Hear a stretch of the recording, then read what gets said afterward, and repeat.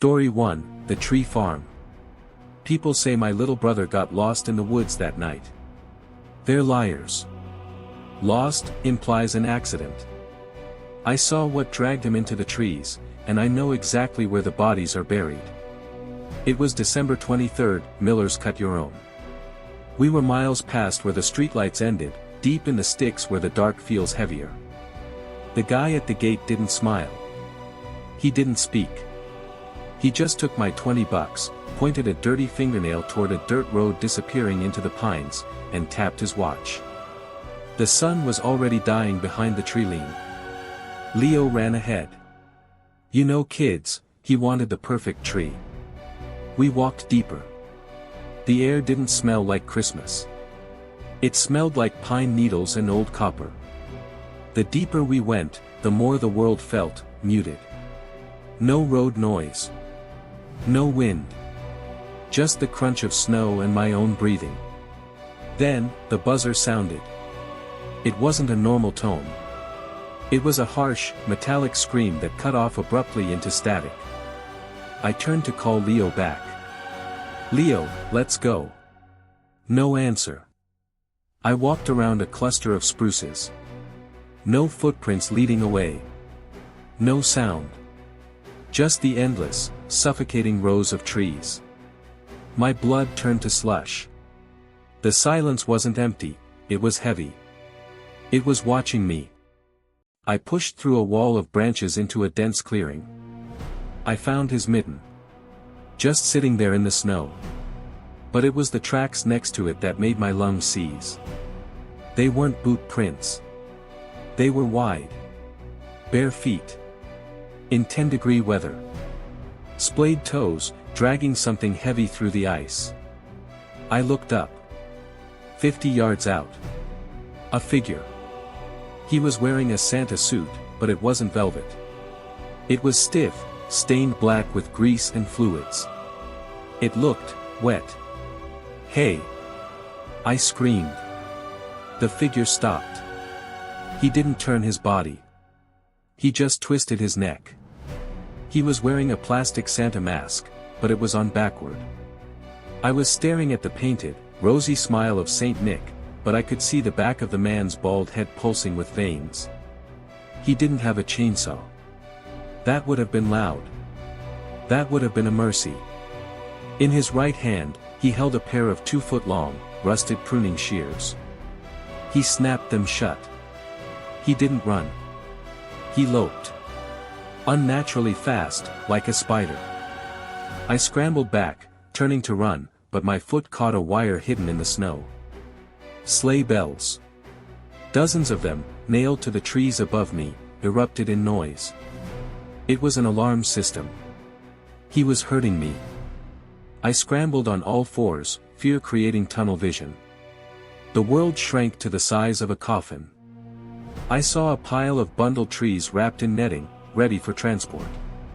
I dove behind them, burying myself in the needles. I held my breath until my chest burned. The footsteps stopped inches from my head, snip. Snap. The smell hit me first. Not pine. Rotting meat. I slowly turned my head to the bundle I was pressing against. Through the plastic netting, I saw denim. Then a small boot. I shifted my weight and looked at the bundle next to it. A blue eye stared back at me through the mesh. They weren't trees. They were bodies. Frozen, wrapped, and stacked for shipping. I was hiding in a graveyard. The Santa thing stepped around the pile. He raised the shears. I didn't think. I remembered the flare gun in my pocket, my dad's paranoia finally paying off. I pulled it. I didn't aim at him. I aimed at the trees above his head. They were dry as kindling. The canopy ignited instantly. A wall of orange heat roared to life. The man didn't scream like a person. He let out a high-pitched, animal whine and stumbled back, shielding his face. I ran. I floored it toward the truck. I wanted to hear tires screeching, but all I could hear was the phantom sound of those shears snapping shut. The police found the farm. They found the ashes. They found the bundles. 6 of them. But they never found the man.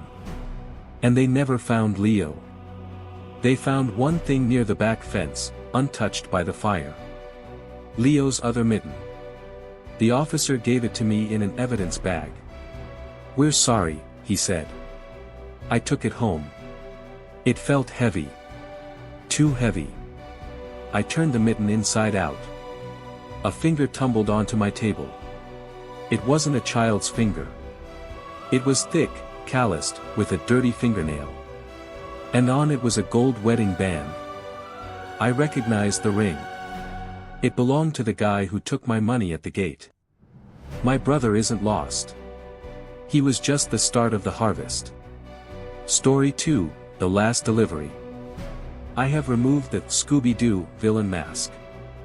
I have cut the brave hero moment where you fight back with a log. You are now prey. The ending is no longer a riddle, it is a promise of violence. The tip was $40. The location was a dead zone. I should have known that a payout that high meant I wasn't the driver. I was the bait. It was Christmas Eve. My fuel light had been screaming for 20 minutes. The GPS led me off the main road, onto gravel, and finally into a tunnel of trees so thick they blocked out the moonlight. I pulled up to the house. It wasn't a haunted mansion. It wasn't a shack. It was a perfectly normal, beige suburban house, sitting in the middle of absolutely nowhere. That was worse. It looked like it had been dropped there from the sky. I grabbed the package. It was light. Rattled when I shook it. Empty. I knocked. The door opened instantly. An old woman stood there. Tiny. Grandmotherly. Wearing a flower-covered apron. "Oh, you poor thing," she chirped. "Come in, get warm while I find my glasses." I stepped inside. The heat hit me like a physical wall. It was suffocating. 90 degrees, easy. And the smell. Cinnamon. Heavy, artificial cinnamon. But underneath it, wet dog. And something metallic. Like pennies. "Just a moment, dear," she called from the kitchen. I stood in the hallway, sweat already prickling my neck. I looked at the fireplace. Stockings were hung up. Not 2 or 3. 12. They were identical red felt. And they all had the same name embroidered on them in gold thread. Guest. Guest. Guest. My stomach turned over. This wasn't a home. It was a processing center. A baby monitor on the counter crackled to life. A voice came through. Deep. Wet. Guttural. "Is he distinct?" I froze. The voice spoke again. "Does he have good skin?" The old woman walked back in. She wasn't smiling anymore. Her face was slack. Up close, I saw it, her skin didn't sit right on her skull. It was loose around the jawline. "He's perfect, sweetie," she whispered to the monitor. Thundering footsteps erupted from upstairs. Boom. Boom. Boom. The ceiling plaster dusted down onto my shoulders. I didn't wait. I didn't ask questions. I grabbed the heavy coat rack and shoved it in front of the hallway arch. The woman screeched, a sound like a fox screaming. She lunged, swiping at me with a serrated bread knife. I dodged, crashing into the front door. Locked. I smashed the glass panel with my elbow, reached through, and tore the bolt back. Glass sliced my arm. I didn't feel it. Adrenaline is a hell of a drug. I tumbled out into the snow. Behind me, the door exploded outward. Splinters flew everywhere. He stepped onto the porch. 7 feet tall. Massive. He wasn't wearing a Santa mask. His face was wrapped in layers of brown packing tape and shipping labels. Dozens of stamps covered his eyes. He had no mouth. Just a slit cut into the tape that whistled when he breathed. He didn't roar. He just started sprinting. I threw myself into the car. Key in ignition. The engine sputtered. "Come on!" I screamed. A fist smashed the passenger window. Shattered glass sprayed the seat. A hand wrapped in tape grabbed my shoulder.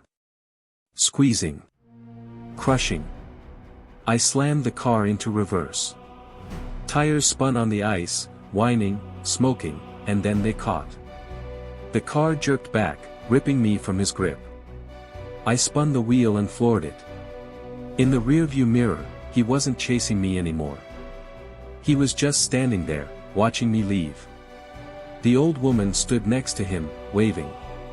I drove for an hour before I pulled into a gas station. I was shaking. I checked my arms for cuts. Then I looked at the passenger seat.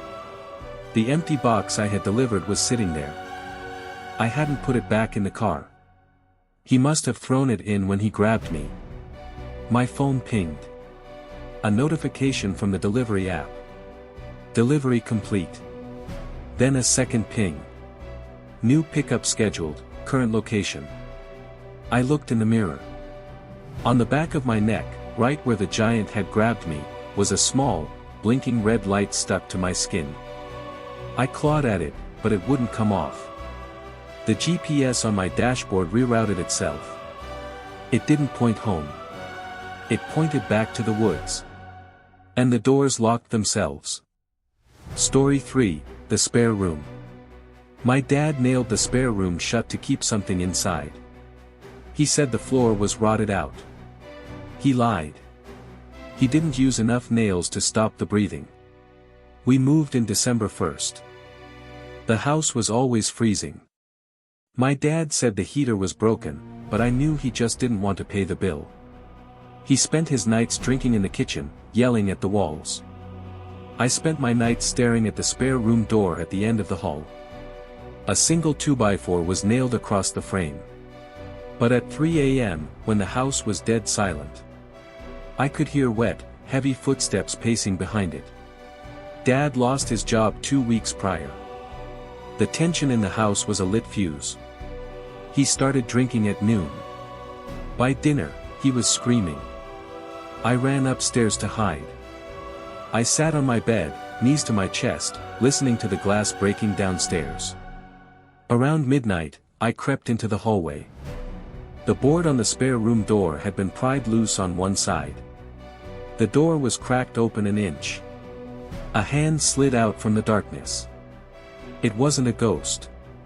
It was pale, skeletal, covered in soot, with fingernails curled like claws. I didn't scream. I was too scared of the man downstairs to be scared of the thing upstairs. The hand wasn't reaching to grab me. It was holding something. A candy cane. Broken in half. Dirty. A voice whispered from the crack. It sounded like dry leaves scraping together. Is he loud? I stared at the door. I nodded slowly. The voice whispered back. He hurts my ears, too. I took the candy cane. It was sticky. For the first time in months, I didn't feel alone. I felt understood. Christmas morning. The violence started early. My mom dropped a coffee mug in the kitchen. Dad exploded. I ran to the landing. Dad had Mom cornered against the fridge. "You stupid bitch," he roared. He raised his fist. His veins bulged like worms beneath his skin. I screamed. "Daddy, stop." He spun around. His eyes were entirely black, dilated by pure hate. "Shut your mouth or you're in." He didn't finish the sentence. The wall behind the refrigerator didn't just break, it burst outward. A figure launched itself into the room. It wasn't a hero. It was a creature. Gaunt, ribs showing through rags that used to be clothes, hair matted into dreadlocks. It moved on all fours like a primate. It didn't scream. It hissed. It tackled my dad to the floor. The sound of the impact wasn't like a movie. It was a wet thud. The creature straddled him. It raised a rusted hammer it had dragged out of the wall. Mom grabbed me and pulled me out the back door into the snow. We shivered there, listening. There were no screams. Just the sound of heavy, wet breathing. And the dragging of something heavy across the linoleum. The police arrived 10 minutes later. Guns drawn. They dragged the man out in handcuffs. He didn't struggle. He looked full. Sated. As they shoved him into the cruiser, he looked up and saw me. He didn't smile. He didn't say, "Merry Christmas." He just brought a dirty finger to his lips. Shoo. My dad survived, but he can't walk anymore. He can't talk, either. Brain damage. The police told us the man in the walls was a fugitive. A killer who had been squatting in the crawlspaces for 6 months. They called him a monster. But I kept the candy cane. Because I realized something later. The police said the crawlspace was full of rat bones. Thousands of them. He was starving. He didn't come out to save us. He came out because my dad broke the silence. He came out to protect his territory. Sometimes, the only thing that can stop a monster is a hungrier one.